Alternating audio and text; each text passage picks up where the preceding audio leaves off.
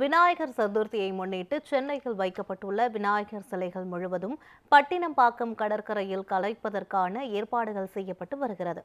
இதுகுறித்து நமது செய்தியாளர் லக்ஷ்மணன் வழங்கிய கூடுதல் தகவல்களை தற்போது பார்க்கலாம்.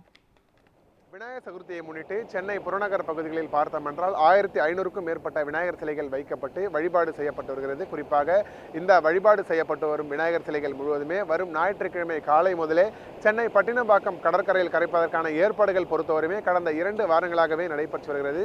அந்த வகையில் இங்கு இருக்கக்கூடிய இந்த மணல்கள் முழுவதுமே அப்புறப்படுத்தப்பட்டு கட்டுமான கழிவுகள் கொட்டப்பட்டு சமன்படுத்தும் பணிகளானது கடந்த 1 வாரங்களாக நடைபெற்று வந்த நிலையில் அந்த பணிகள் முடிக்கப்பட்டு பாதுகாப்பான முறையில் விநாயகர் சிலைகள் கரைப்பதற்காக தடுப்பு கம்புகள் அமைக்கும் பணிகளானது தற்போது நடைபெற்று வருகிறது.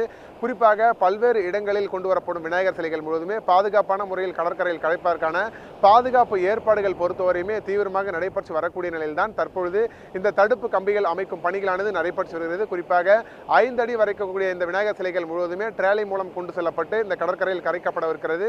இது மட்டுமல்லாமல் 5 முதல் 10 அடி வரை இருக்கக்கூடிய விநாயகர் சிலைகள் முழுவதுமே சிறிய கிரேன்கள் மூலம் ஜேசிபி இயந்திரங்கள் கொண்டு கரைக்கப்பட இருக்கிறது. இது மட்டுமல்லாமல் 10 முதல் 15 அடி வரை இருக்கக்கூடிய பெரிய பெரிய விநாயகர் சிலைகள் முழுவதுமே ராட்சச கிரேன்கள் மூலம் கடற்கரையில் கரைப்பதற்கான ஏற்பாடுகள் தான் தற்பொழுது நடைபெற இருப்பதாகவும் கூறப்படுகிறது. குறிப்பாக இந்த பகுதியில் பார்த்தோம் என்றால் உயர் கோபுரங்கள் 10க்கும் மேற்பட்ட சிசிடிவி கேமராக்கள் அமைக்கப்பட்டு அதற்கு தொடர்ச்சியாக பாதுகாப்பு பணிகள் பொறுத்தவரையுமே தீவிரப்படுத்தப்பட்டு விநாயகர் சிலைக்கும் கரைக்கும் பணிகளானது நடைபெற இருப்பதாகவும் சென்னை பெருநகர காவல் ஆணையர் அருண் தெரிவித்திருந்தார். அந்த வகையில் தான் இந்த பகுதியில் பாதுகாப்பு ஏற்பாடுகள் பொறுத்தவரையுமே தீவிரமான முறையில் நடைபெற்று வருகிறது. குறிப்பாக இந்த விநாயகர் சிலைகள் கொண்டு வரப்படும் வாகனங்கள் முழுவதுமே பேரிகார்டுகளுக்கு பிறகு இந்த வாகனம் நிறுத்திவிட்டு விநாயகர் சிலைகள் மட்டும்தான் இந்த கடற்கரைக்கு கொண்டு வர வேண்டும் எனவும், அதாவது ஒரு விநாயகர் சிலைக்கு 2 முதல் 4 நபர்கள் மட்டுமே இருக்க வேண்டும், அதிகபட்சமாக இருந்தால் இந்த கடற்கரைக்கு கரைப்பதற்கான அனுமதி வழங்கப்படாது என தொடர்ந்த ஒரு அறிவுறுத்தலின் பேரில் தான் தற்பொழுது இந்த பாதுகாப்பு பணிகளும் நடைபெற்று வருகிறது.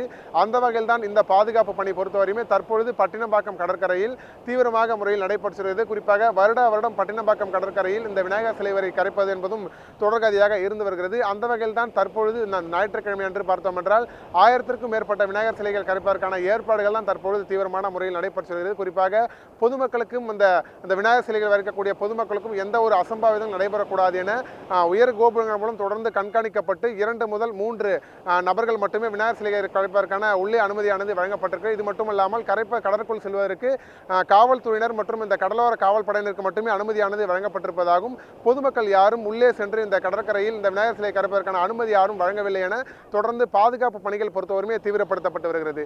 நியூஸ் 7 தமிழ் செய்திகளுக்காக ஒளிப்பதிவாளர் விக்ரமுடன் செய்தியாளர் லக்ஷ்மணன், சென்னை.